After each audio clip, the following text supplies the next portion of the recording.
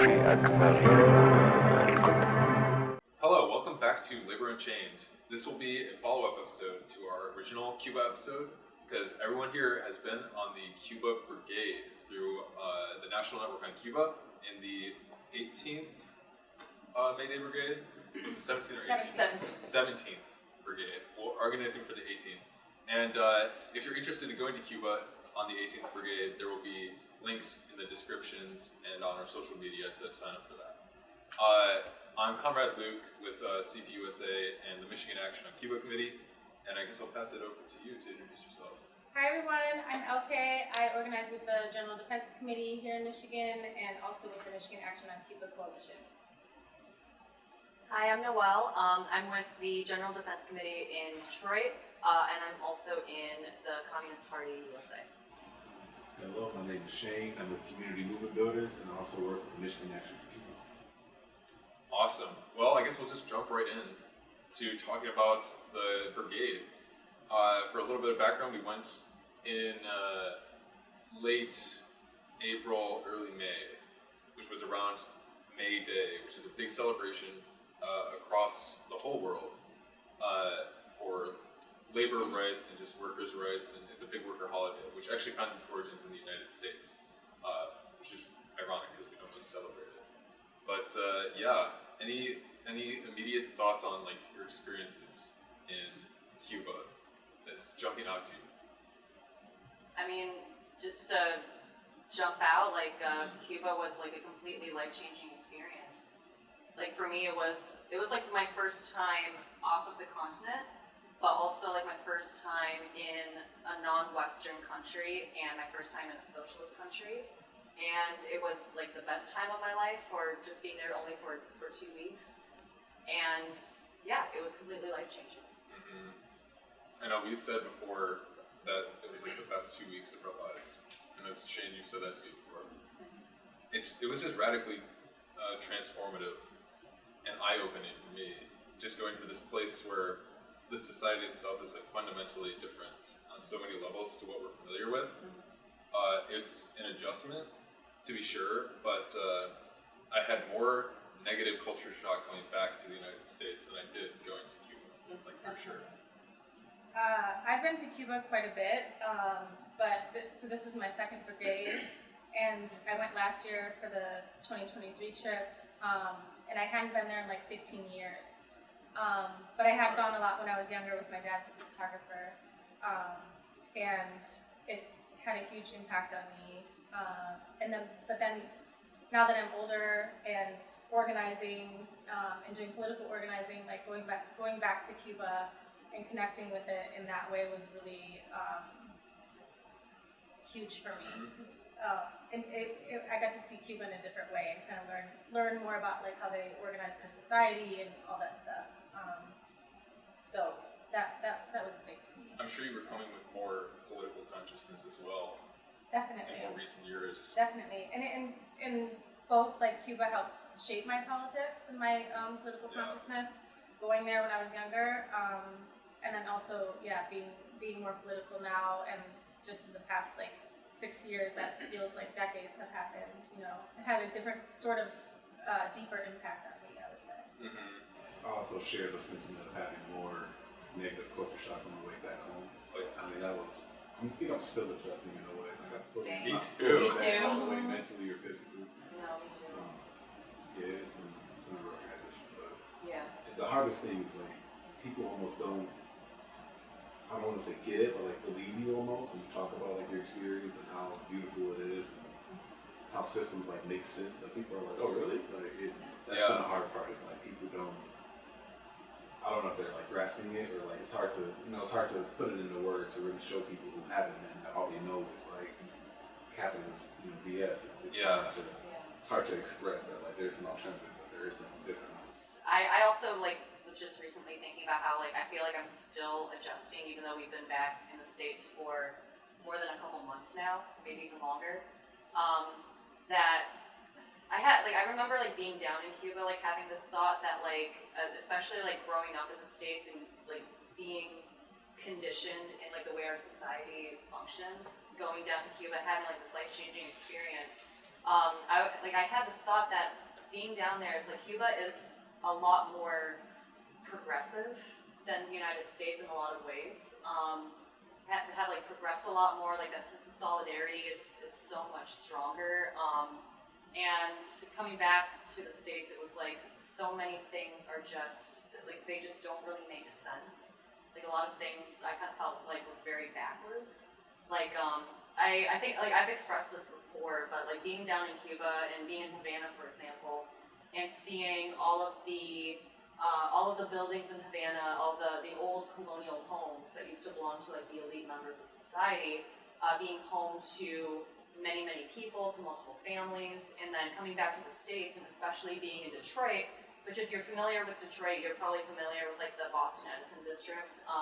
And I had a moment where I was driving on Woodward, driving past Boston Edison, and seeing all these like huge homes, these like mansions, and knowing that they were home to like maybe 1 or 2, maybe 3 people at most, and that at the same time seeing like houseless people on the street corners, and I just we did work on housing like with GDC especially like before, and it was always something that like I felt very strongly about, but it was like coming back from Cuba and actually seeing that there is an alternative that's possible, and seeing that that's just simply something that's not done here.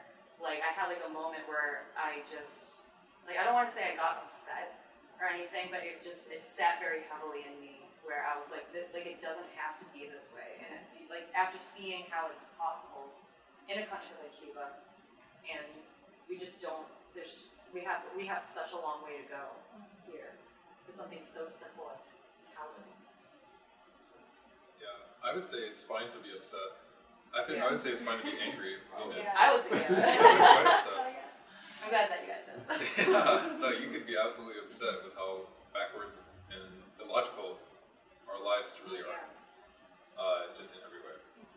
That was something that was kind of funny, like not funny, but just like things in Cuba makes too much sense, you know. And then we come at you like that's so logical. We would never do that, you know. Yeah. Like just like their medical system, just basic things, you know, that they do for people like the pregnancy centers, right? Like having a place that young women who are, or women in general, but if they're having a trouble pregnancy or economic hardship, they can go to this place and get care and get meals and, you know, all this stuff. Just basic human things that we don't have here.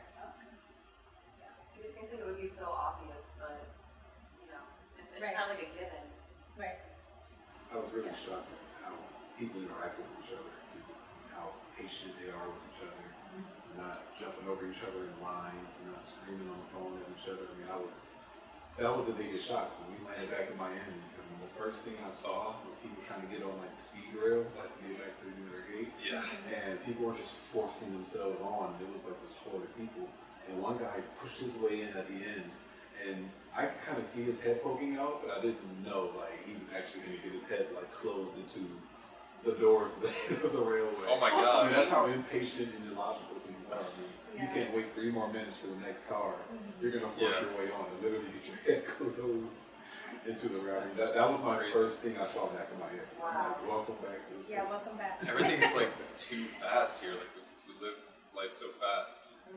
You gotta take it a little bit easy. Yeah. You know? Cubans are very good at that. Like they Yeah. do not move fast. It's hot. You know, like Yeah, it's hot outside. they're not in a People, rush. They're on Cuban time. Like yeah, Cuban time. Exactly. Hurry up and wait. Yeah, exactly. Yeah. Yeah.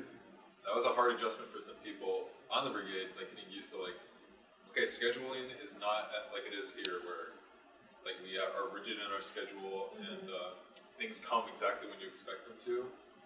Like in Cuba, they're more relaxed about that because of necessity. Yeah. Like it's just you have to be willing to wait. You have to be willing to just have patience, and that's just a cultural thing as well. That is a difference. Is just the sense of like trust in the community and trust in other people to know like, yeah, okay, we're gonna get this thing done, whether it takes 10 minutes or like 30 minutes or whatever. That's not their issue. Yeah. They know they have that collective unity. That's what I felt a lot, was like the collective aspect of the society. Every society is a collective society, but the matter is like, are you consciously aware of this? or not. And in the United States, we have this belief that we live in an individual society where it's just me, myself, and I surviving by myself. I think like on Cuba's that not like that. on that point, like I thought it was very interesting that like we had 84 Americans go down to Cuba, and you know, so many of us like we're used to this kind of conditioning, that kind of instant gratification, that kind of individualism, where it's like we're so much in opposition with each other that we have, like, we're basically in a position where we have to really fend for ourselves a lot, take care of ourselves a lot. But I think it kind of reflects that even though we ran into some of those like Americanisms, those challenges down in Cuba, I kind of was very pleasantly surprised just how much like having all of us together. Where I mean, there are 13 of us who came from Michigan, but we met so many other people from all over the country that we very quickly adapted to that collectivity while we were down there. Like there's so many, like I remember before the trip I was scared that if I forgot something that I was gonna be screwed, because like I'd be in this other country, I didn't have like this one thing that I might need. But being down there, it's like if you don't have something, it's like we shared things a lot, and we looked out for each other a lot, and we had each other's backs on so many things. Like if someone needed some water, there's someone who can provide like their water, or like a water filter, or something. So I think that like being in that kind of environment, especially for those of us going to Cuba from within the belly of the beast, and being put in an environment where we don't have to like worry about that kind of dog-eat-dog type of environment, then we see just how much we can really, I don't know, be there for each other, especially because we're all there on a very common mission. Yeah. Socialism. I forgot my water bottle. Did you really? Yeah. Wow. That was a big mistake. You Everybody wore gave me my water. hat too. Like I And gave you my hat. I had my entire wardrobe was like half Noel's by the end of the trip. You did have the best outfit though. Oh yeah. Yeah. The little white hat that you People wore. who watch my videos know about that. Yeah. Yeah, that was good stuff there. The sharing environment. Yeah. It's good stuff. Just to your point too, like because of the blockade, like Cubans are constantly always having to adapt to changing conditions, and so like last year when we went, there's a big fuel shortage, and that's why in the brigade they say like hurry up and wait, because they're always like scrambling behind the scenes, trying to get stuff together. Oh, we can't do this thing, but we're gonna do this other thing, right? They're like so adaptable in that way, but it has to also be really frustrating for Cubans, like constantly having to change things just because they're always kind of in defense mode of like whatever's happening, to them, like as far as the blockade and the sanctions and stuff. Whenever like American leftist organizers like talk about Cuba's, more specifically like Cubans, we talk a lot about like the resourcefulness down there, and I think that like very oftentimes there's kind of like a morality sense that's like attributed to resourcefulness rather than like the material reality of like this is what something like the blockade on Cuba puts you into, that puts you in a position where you have to be very, very resourceful in order to simply survive. And so I feel like it's interesting to actually like see just how like resilient and resourceful that Cubans are, but it's also too like it kind of reflects like there's still a huge amount of hardship and challenges and suffering. But it also, I think like that's all just a part of like the revolutionary struggle against imperialism. That like despite these hardships and like and these kind of resourcefulness, I don't know the word, like resourcefulness is. Being resourceful, that's a part of the struggle that like, even like here in the belly of the beast, that's something that like we also do. And it kind of reminds me, we had a conversation one time, I was kind of like, when we had some of our other comrades here in Detroit for the Palestinian conference, like we were talking about this, that I feel like, especially as American leftists, American organizers, and I would say more specifically like white U.S. American leftists and organizers have to be like actually have to like know how to struggle and get used to times where we have to be uncomfortable, or times where we have to kind of like deal with that kind of like discomfort, or in order to not kind of fall into that kind of complicity. But otherwise, it's like because like here we have like everything very instant, you know, and down in Cuba it's just not instant. Something I heard President Miguel Diaz-Canel and Fernando Gonzalez, the head of ECAP, they both used the term creative resilience at the International Solidarity Conference, and that stuck with me since we've left because, like, what do you do when things are short? What do you do when the fuel is short? What do you do when the power goes out? They just get stronger. They just get louder. Yeah. I think it was our first, exactly, more creative. I think it was our first night there when we were in the seminar hall and the power went out. And they just got louder with the national anthem, and then they got more proud. I mean, I thought that was just an amazing example of it. Oh yeah. And then we didn't even hear the term creative resilience until like the second to last day before we left. But I just kept thinking about those two things, like hearing that coined over and over again at the conference, and then thinking back to that first night at the seminar, like what do they do when things get literally dark? They just get louder and more proud and more resilient. And I've been holding on to that since I left. Oh, and correct my Spanish if I'm wrong, but one of the slogans they're using right now is "Por Cuba, juntos creemos," which means "For Cuba, together we create." It's like the loose translation, which like it's right at that, right? They're like for Cuba, for this national identity that they've shared, they will create. They will do creative action. They will like put their effort into creative applications to like provide for their nation. It's quite beautiful, really. And it really reminds me of like the guerrilla movement that brought about the revolution. Like, Yes. guerrilla movements don't necessarily destroy a lot of infrastructure; they repurpose a lot of infrastructure, and that's what I see the Cubans still doing. Like they're in the mountains still fighting for their land. Like, Yeah, that spirit is still there. Exactly. 100%. Yes. Yes. Yeah, the revolutionary spirit is very much so alive in Cuba. They're always bringing up too that they did not their revolution did not succeed. They did not find victory in the revolution because the revolution is still happening. It's an ongoing process, and they're very aware of that. They bring that up all the time because if you accept that your revolution has like they found victory in the revolution, that is where you get into like complicity, or you get into like this sense of, oh, we've already accomplished things.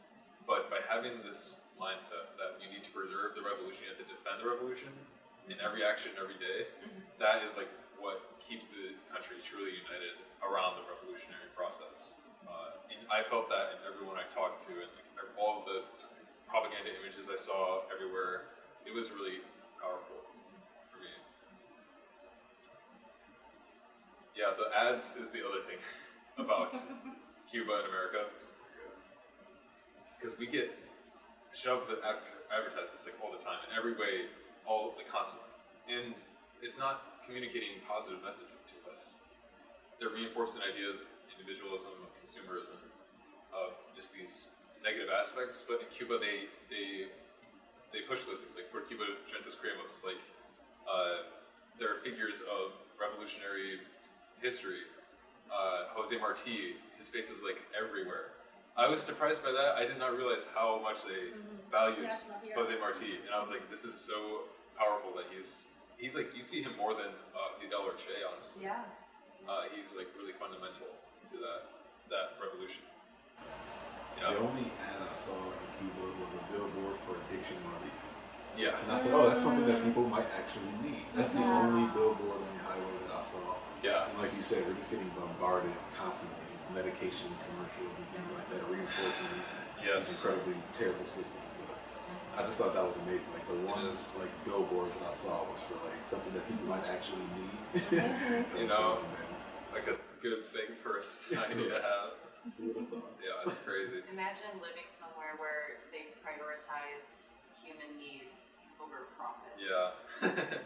Crazy. Can't imagine that. It's not true. I know. This is why I want to send more people to Cuba, as many people as we can, because like we could talk about our experiences and like really try to convince people, but really just being there and experiencing it is the best way to really convince yourself that this is the absolute truth. I know that like last year when I talked to a couple of comrades who went on the 16th May Day Brigade, and after hearing like, you know, the way that they would beam when they were talking about Cuba, and like how and they would talk about how amazing of a time that they had down there, like what kind of pushed me to go on this brigade like this year. Me too. And yeah, and so it was kind of when we were about to leave, like I remember being on the bus going back to the Havana airport, and I felt like genuinely heartbroken to leave.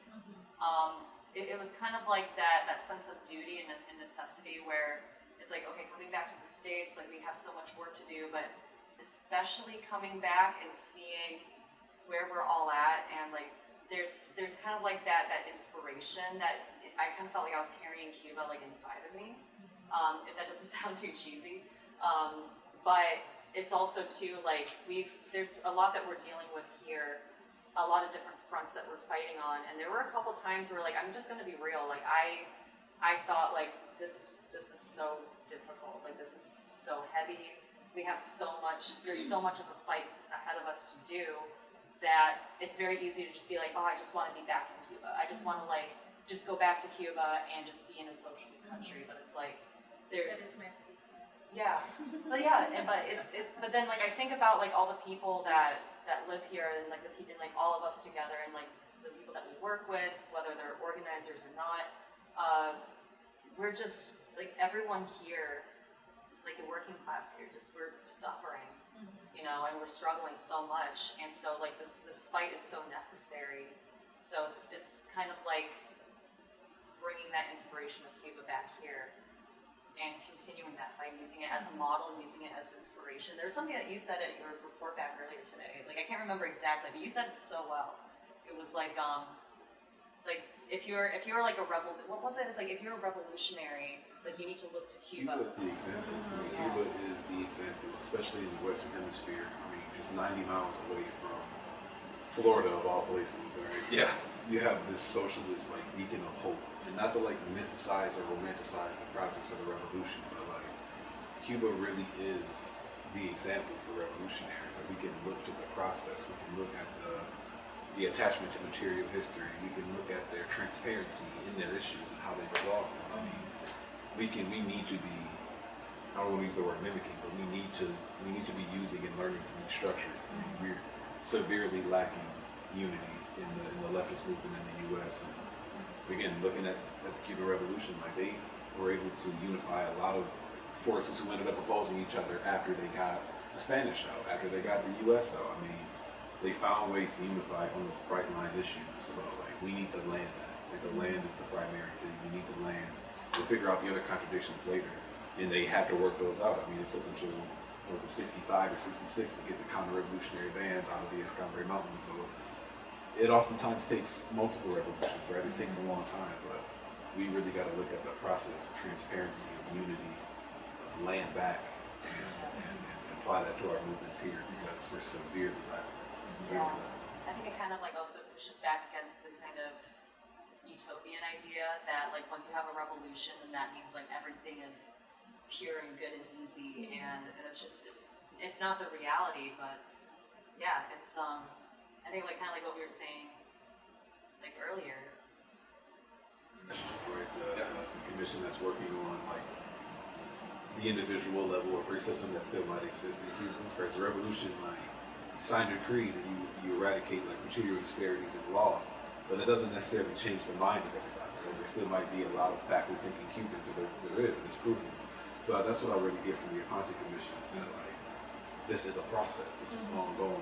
We might have signed something in the law and legislation, but that does not mean we've eradicated the problem. Like, we are continuously 2024, I mean 60 some years after revolution, they're still in process, still learning, still self-critiquing. And that's another thing that we're lacking in our movement, is the ability to look in the mirror and say, this is what we're still lacking. Like, we have not gotten there yet, and this is our process to get there. Not we haven't done it and we're terrible and we're not going to get there, but there's a process to be worked through. Yeah, I was thinking about the unity, because last year I feel like that was like the biggest lesson that we learned, is like unity, right? Because we are so fractured in the U.S., and I think like for Cubans like that are in defense of their country or their revolution, it's much clearer for them, right? You know, and they've been able to survive and thrive, you know, like from having that unity, and not only in Cuba, but like international unity as well, but and with all the working classes of the world. But I think like for Americans, when we go there, we're like, there's like something scary about that, right? We're like, what do you mean? Like we all have to think the same, or we all have to, you know, like, and instead of like finding the issues or finding the things that we can be united on, right? So we can like build power in that way. So that was like a huge lesson, I think, for me going there. And then just to go back to the addiction stuff, that like last year when I went on the brigade, I had a really hard time coming back because I am around like, you know, the homeless community and like people who are addicted and use and stuff like that. And we all have, right, some form of anxiety, depression, all this stuff that are like really human reactions to living in a totally inhumane system. And that just doesn't really exist so much in Cuba, you know, because of their material conditions, but also because they have like, you know, the social ties and the kind of fabric of their society, you know, that kind of holds people together. That's more socialized. There's probably a better way to say that, but just like coming back here and seeing people who suffer so much that don't have to, right? And that like breaks my heart. And one thing, going to the hospital, we were talking to the doctors, and did you go on that trip? I did not Okay. go to the hospital. Okay. Please tell me. Well, so one of the doctors was saying like if somebody has like some sort of mental you know, breakdown or some kind of something going on, that they treat the whole family, you know. And I just thought that was like so powerful and logical, again, like going back to things that like makes too much sense, right? And finding a place for them like in society, right? So it's just so different from here, and we see so many people suffering all the time. That is so apparent to me. Like I feel like I went from like sanity to total insanity, like coming back here, you know. Yeah. But it is. I mean, of course we have anxiety. Of course we have depression. Of course we have all this stuff because we live in an inhumane place. So Yeah. and humanity just being centered like in everything Cuba does, right? Like just their healthcare, their environment, their international solidarity, like it's all based in like it's like the well-being of the community, of the society, and the needs of the people, and it's just yeah, makes too much sense for us. Yeah. They say humans first. Yeah. Humans first. Yeah. Yeah. It makes me think about how like the workers are treated. I mean, you said the first thing you said was like May Day, and like the fact that May Day brought 4 million people out of 11 million people outside is absolutely amazing. Seeing people get rewarded for their service, right? Yes, I there's wanted to talk stories about that in the too. U.S. of people like making $1 million at Waffle House. They didn't have a T-shirt. Like, those stories are existing now. Yeah. And being able to like, this is the hydraulic factory. It's absolutely amazing. Yeah. Yes. Seeing ventilated factory. Machines are spread out. There's not puddles of water on the floor. And I've worked in factories up in Yes. Saline and around Detroit, so I've seen like a complete difference in the way people are paid and like the way their compensation comes. Like you get a set wage for being there for your 8 hours, and then the amount of danger that you're put in at your job gets you another raise, and the quality of your work gets you another raise, and how long you've been working there gets you another raise. I mean, the way people aren't just put on like speed up missions that you see in Detroit all the time. So it was amazing to see the difference in the factory in Cuba and the factory in Detroit. Oh, and also like at the hydraulic factory, when we were talking to some of the workers there, something that really stood out to me was that they were talking about like what their shifts were like and kind of like, but they also talked about how I think all 3 of the workers that we talked to also went to university because like education is free. At least like all 3 of them. They all had like Or had degrees and apprenticeships and were Yeah. like highly educated. Yeah, and like something that really struck me about that was that I feel like here it's very, very common where you have to kind of either choose to go to like a trade school or go into like this type of profession, or you either have to choose to do that, or you have to choose between that or going to get an education. And in order to, you have to take out loans, you have to pay like thousands upon thousands of dollars to go to school.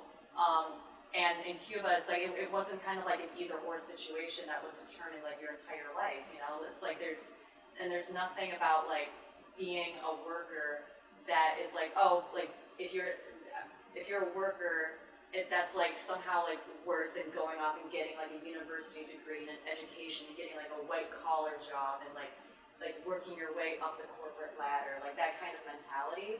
It's like that kind of mentality was just non-existent in Cuba, where it's like, you know, there's nothing about being like a factory worker where it's like it's something like this is like the backbone of all of society, and it's something that should be celebrated, and it was celebrated. Like people were wishing each other May Day on the street, and then like coming back here and having like celebrations for May Day like back in the United States, it's like it feels like pulling teeth sometimes.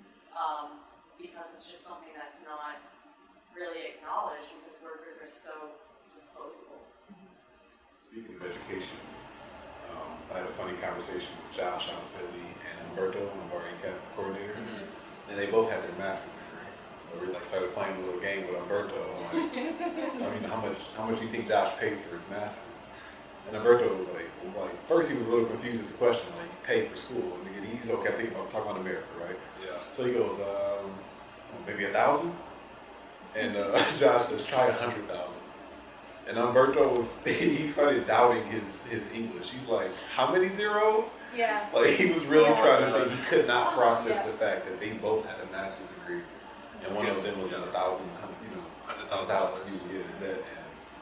And I just thought that was a funny little game we played with Humberto. He was literally like, you couldn't believe it. Yeah. It is unbelievable. It is. It's pretty unbelievable. Guess how much I paid? 0. Oh my god. It was something. I wish. It was something. Another thing, since we're talking about like education and workers and stuff, we visited the University of Havana one day, which was really cool because they were having a rally for Palestine solidarity, and this was like a last minute thing too. Somebody just heard this was happening, and we like kind of Shout out changed to the schedule to be able to go. Hey, Yeah, it was Tala. I gotta have Tala on the podcast or something. Oh my god. But yeah, it was really cool going there. What was striking to me about that too was like I saw maybe 1 or 2 like security guards around, and that was it. Where it's like we'll have a rally for Palestine, you know, like say we don't want to have this, you know, open genocide happening. We're opposed to this, and the police will come out and push bikes into people, pepper spray students, and just like be horribly repressive. In Cuba, the heads of the government were in the crowd and like with us and chanting. Like the relationship is just completely different. On the street before we got to the step, there were cops asleep in the car. So they didn't. They were something different to what was going on. They don't care, yeah. Well, it was just interesting being somewhere, like you were saying, like being somewhere from Palestine and not. There have been so many protests and actions that I've been to where I had like this fear of like I wonder how this is gonna escalate. Like I wonder like what's. That's always in the back of my mind. I'm like, we have to be looking out for each other. And then like because the student encampments started while we were in Cuba, and then like coming back, and a few weeks later dealing with the Wayne State encampment and how that was treated and how that was swept was kind of like linked back to our whole discussion about like what it was like to be in Cuba versus coming back. It's like being at that rally. There's no threat. There's no fear. You know, it was just simply solidarity, and it was a really beautiful. Like many people from the brigade talked about how like that was one of their favorite moments for the entire trip, and then like coming back to the States and having like this encampment be violently swept, and the riot police kind of coming after us. Like there was one woman, Sajak, who was removed during that whole thing, and it just, I remember like after that week, like, you know, I went back to I became very, like, I was like a little bit traumatized from the thing, because like I was very irritable, like I was like trying to tell people about it, and then talking to people, about it who especially like didn't understand what something like that was like, didn't understand how large that contradiction is, between these two realities. Yeah. Have never experienced something like that whatsoever, and it was just, it kind of just made that a lot more apparent, just how much of like, we live in a police state. Like people always say, like, oh well, like Cuba is like a regime and Cuba is a police state. Not at all. Yeah. This is a police state. Projection. Yeah. I saw one gun on the hip of a cop, and we saw not a minimal amount, but I saw one gun. They're not strapped No, up. there's no bulletproof Like vest. they are here. Yeah, I mean, it was Yeah. the interactions with them were very interesting too, because they were just like generally like laid back like dudes. Like they would fist pound me on my way out of the cafe and stuff. Like Wow. that was a completely different interaction than I Of guess course. just being around Ipsy. I mean, that was one of the bigger shocks to me, was that they were just like, "What's up, man? Like, Yeah. you having fun?" Like, Yeah. That's awesome. And Cuba is like, violent crime is almost like nothing. I experienced, and so many other people were like, this is the only place I've ever felt safe in, and it's so true. Like, I was 14 first time I went, like, walking at night or whatever, or by myself, and it's like, I would, never do that here. And yeah, just so different. Yes. we had It's a night safer. like that. Safer, yeah. We had a night like that. We were hungry. It was one of our last nights. And we were super hungry, so me, Chris, Josh, and a couple other people like walked like a half mile into the village. It was like 3 in the morning, and we were just like walking down the street. Yeah. And then the market ended up being open, which was cool. Oh wow. Just like the ability to just be outside and be amongst people. It was 3 in the morning, and like, we were very much safe. I shared that sentiment. I've never felt that safe in my life. So that was another hard thing, is coming back to the States and looking over your shoulder again. Like, make sure you got your phone in your pocket. Like, where are my keys? Like, that wasn't the thing out there. Every time somebody lost something, the next morning there was a big meeting. It's like, who lost their swimsuit? Yeah. Who lost their sunglasses? And I love that. Yeah. That was funny. Yeah. Oh, you know what really stuck with me? The brigade was an international brigade too, so it was not just Americans. And there was people from all over the world, and there was a group of South Korean women, and they were really, really nice. They didn't speak English at all, so I didn't have like super in-depth conversations with them. But I had one really awesome interaction with them in Havana, where we were in like the embassy district for a while, and the Korean embassy to the Democratic People's Republic of Korea was there, and I was visiting that, just like looking at it, checking it out, because we don't have one of those in the United States. Like, they don't even have an embassy there. And while I was visiting and like looking at the pictures outside and stuff, the South Korean women came up and were like checking shit out and like looking at the pictures, and they went up to the camera in front of the gate and like were starting to wave into it and stuff. And I'm sure this is like the only time they've really had like a genuine interaction with like their people to the direct north of them, who they've never had an opportunity to like really have interactions with. They might even have family up there. Like the line was divided in like the 1950s and 60s, like living memory, especially for those women who were on the older side. Like, they most certainly have family members on the other side of the DMZ that they might not have even seen in like many years. So I was very touched by that like interaction that they had there.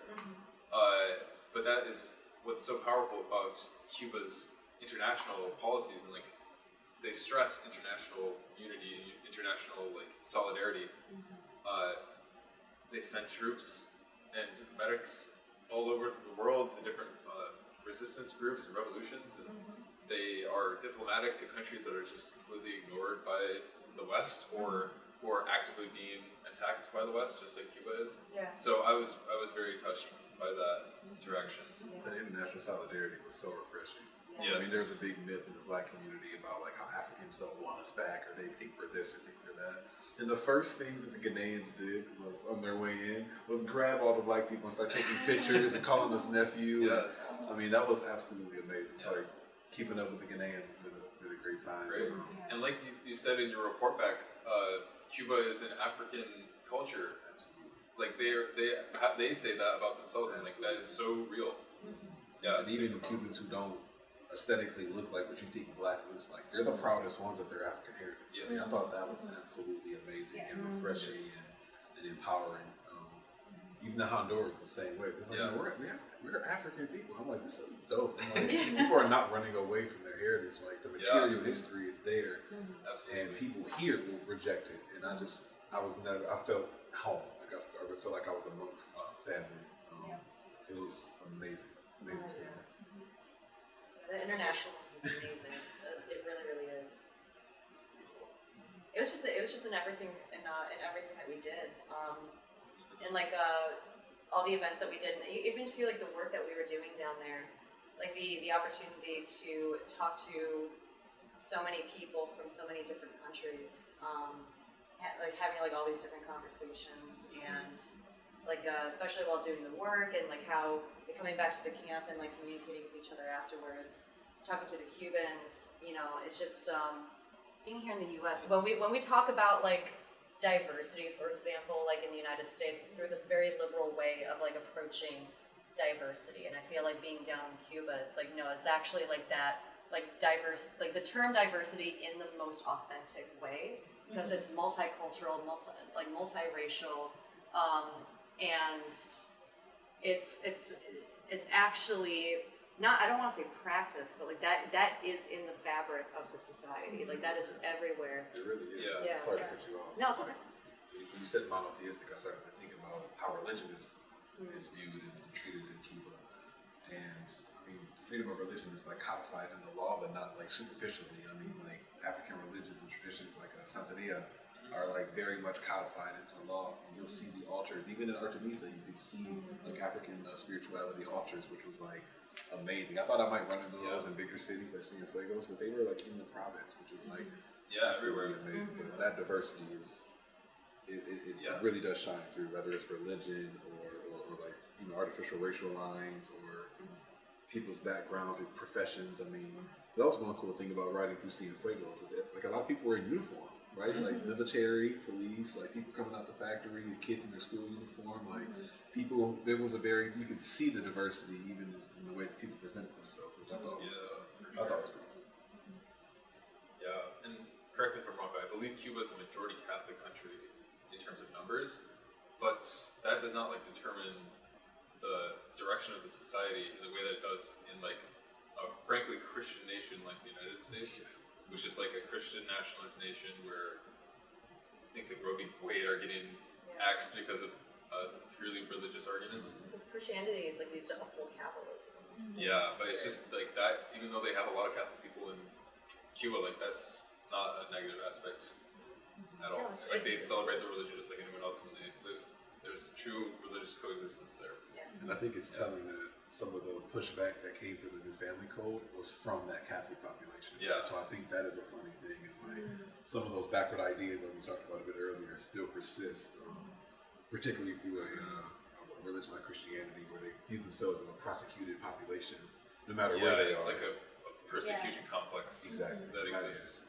Yeah, it's fascinating. But even like the that's really kind of like a very true democratic process, because like even if you have like a small group of Catholics, for example, who are voting no on like passing the family code, because like this is for like the good of society, the good of the country, and like this is something that'll do more good, then that is something that will be passed because you actually have like that majority, as opposed to like here where like Roe v. Wade being overturned is up to like the decision of like a small elite group of people.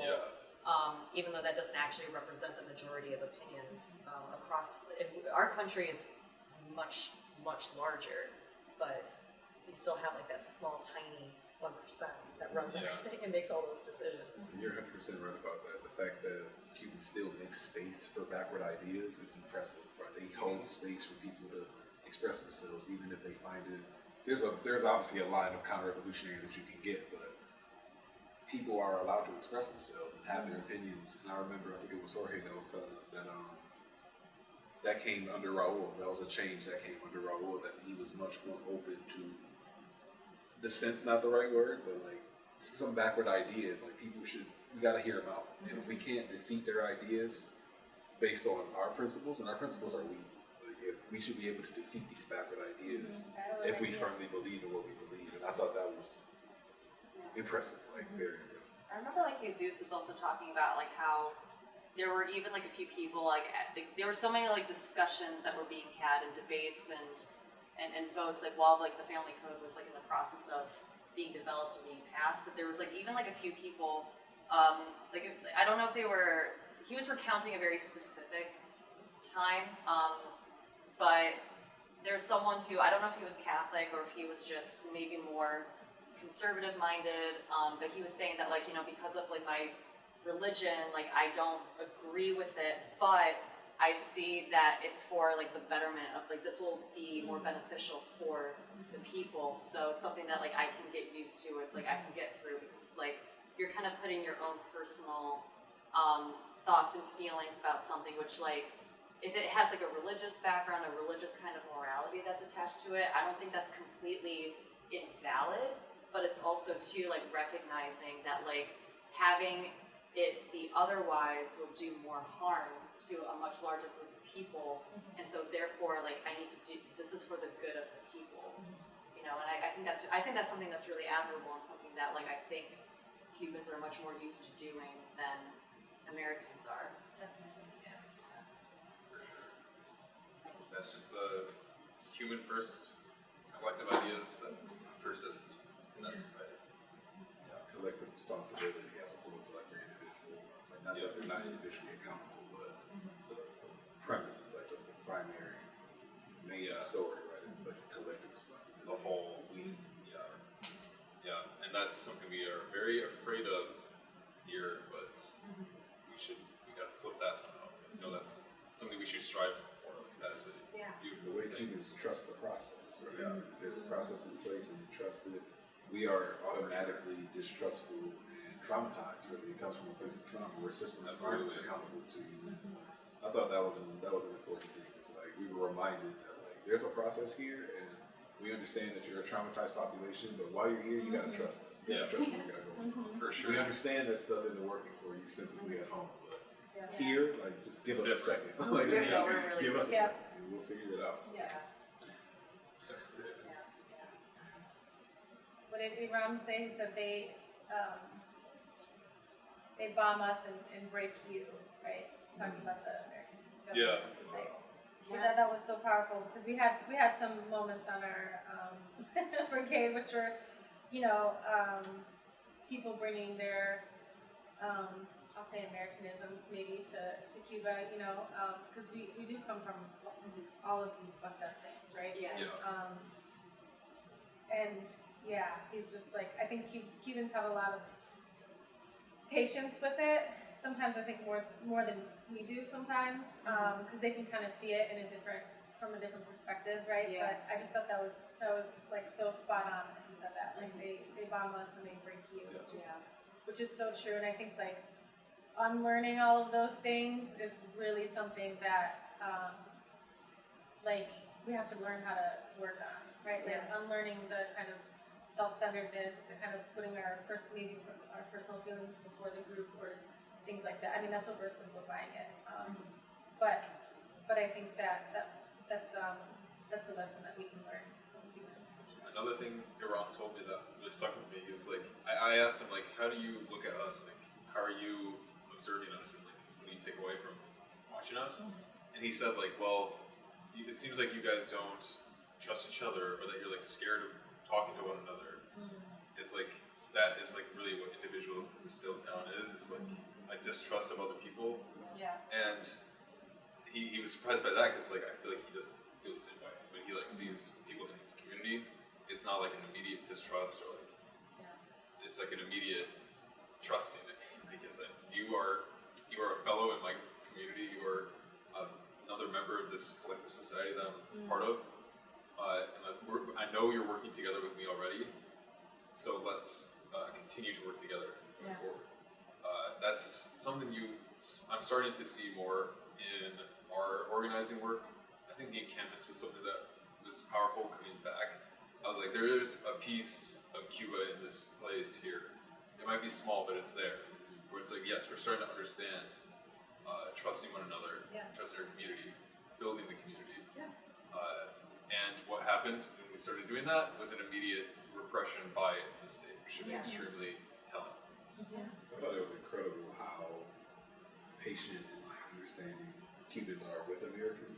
We Yes. come with We a do lot not of deserve it. Americanism, and they recognize like who their enemies are, and it's like Yeah. they know we're not the ones making the policy, but it's like they have more patience than I could ever hope to have, especially with like a population of people. Like we came with a lot of BS, and I thought that was Oh, yeah. incredible how like calm and patient and just reminding us that like you're not the enemy. Like Yeah. we want to make these people connection, Yeah. and you have this trauma, you have this Americanism, you have these liberalisms. But I was forever impressed with Iran specifically with how calm and patient and graceful he was to a group of people like losing their minds. Like, Yeah. Well, I think that it just like it's really heartbreaking at the same time because of how broken of a society we are. Where throughout this entire history of Cuba facing so much suppression and persecution, and never in its history having its sovereignty and the liberation that it really needs. That while you had Spain that were having its boot on Cuba, and then right after Spain it was America having its boot right on Cuba, and so they had to learn how to rely on each other for in order to bring about revolution. And I think that being here in the United States, we're here in the belly of the beast, where even with revolutionary actions and seeds that are being planted, because it's happening right here at home, they infiltrate the enemy among our own ranks. With COINTELPRO and McCarthyism, with what the FBI did, in order to kind of create that environment of distrust amongst each other. And it's something that our relationships with each other really are very foundational. And our enemy knows that if you rupture the relationship that we have with each other, you rupture the entire movement. And they know that all too well. That's a very specific That's in the tactic. CIA handbook. Yeah, it really is. Where if you can sow discord, if you do things that to rupture your relationships with every single person in your organizing circle, or in your organizing in an organizing space, if that's something that is constantly constantly happening, or we're all gonna crumble. The house is just gonna fall. Nothing could be built on something like that. But at the same time, we're so used to decades or maybe even centuries of that being the case, that it kind of makes me wonder, how do we get ourselves, as Americans, as revolutionary U.S. organizers living in the belly of the beast, how do we get out of that? And I know that we draw a lot of inspiration from the Cubans, but but coming back here, it's those of us who have gone to Cuba have seen it firsthand. If we continuously go back to Cuba, we know that. I think getting more people to come back to Cuba, I think would be really helpful. But there's, this is a huge, this is a huge country, and there's so much to kind of and I think that's why so many of us felt upset and angry and frustrated and unsettled coming back into the States, because it's you just feel it. It's everywhere. I just wonder, how do we get out of that? I think part of that too is the trust building and solidarity building is in the struggle, right? And so we have had struggles, of course. Well, just speaking of recent years, but not. I mean, we're not on the receiving end of U.S. imperialism, right? And so I think I think it's organizing together, having those struggles together, and getting through them together is what's gonna build that. I think that's sort of the only way. I mean, there's a lot more to it, but I think we have to just keep and the unity too. I think about a lot, because I feel we come together, we're united on something, whether it's housing or just capitalism sucks or whatever. And then we struggle, we find a struggle, we're struggling over it, right? And then we come back to the unity. And I think that back and forth too is we need both, right? We need the unity and we need the struggle together.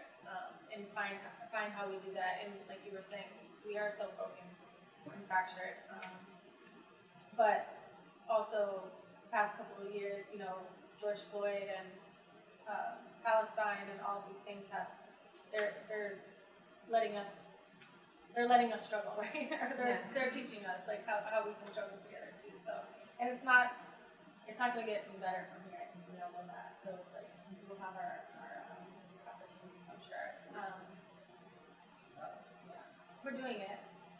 Yeah. And I talk about the private revolutions that certain organizations try to have in the revolutionary struggle, and I think that's what we are. Like a lot of organizations want us to be free, but like on their terms, right? With their theory. And like just, I say it all the time, but like unity is just severely lacking. Yeah, Not that's one what's been holding revolution. us back for like 70 years. Yes, it's like not one revolution is happening on the back of one organization or one issue. It's Yeah. always coalition, collective. And again, you study these revolutions, and after they win the first time, there's often another struggle. Whether it's the Russians having the February and October one, right? Like the Haitians, it took a long time to get over. Yeah. The Vietnamese was a 25-year process of fighting off multiple colonizers. Yeah. So we have to like study revolution, like see what it actually entails. And I think a lot of U.S. leftists romanticize revolution and like podcast the way to revolution, and YouTube the way to revolution, and there's not enough like material study for like what it takes and what it looks like, and who are the players, and what does it look like after you. Like, I think that's part of what's like is study. Just basically, we can't even get there. Yeah. But the individualism is holding a lot of organizations back because they want us to be free on their theory, on their revolution, on their time. And that's just not how history has shown us that societies change. So, I don't know if I have much else. I think you're spitting. That was great. That was fantastic. I think that was a good conversation. Thank you all for coming out. That was really great. And check out all of the links in the description for the different orgs that were represented here. Find unity in your community. Build the solidarity that we really need. And don't get caught up in minute little disagreements. I'm over that shit. Viva Cuba! Yes, Viva Cuba! good land. Don't forget to like, subscribe, hit the bell, leave a comment, share to your friends, and subscribe, like, hit the bell, leave a comment.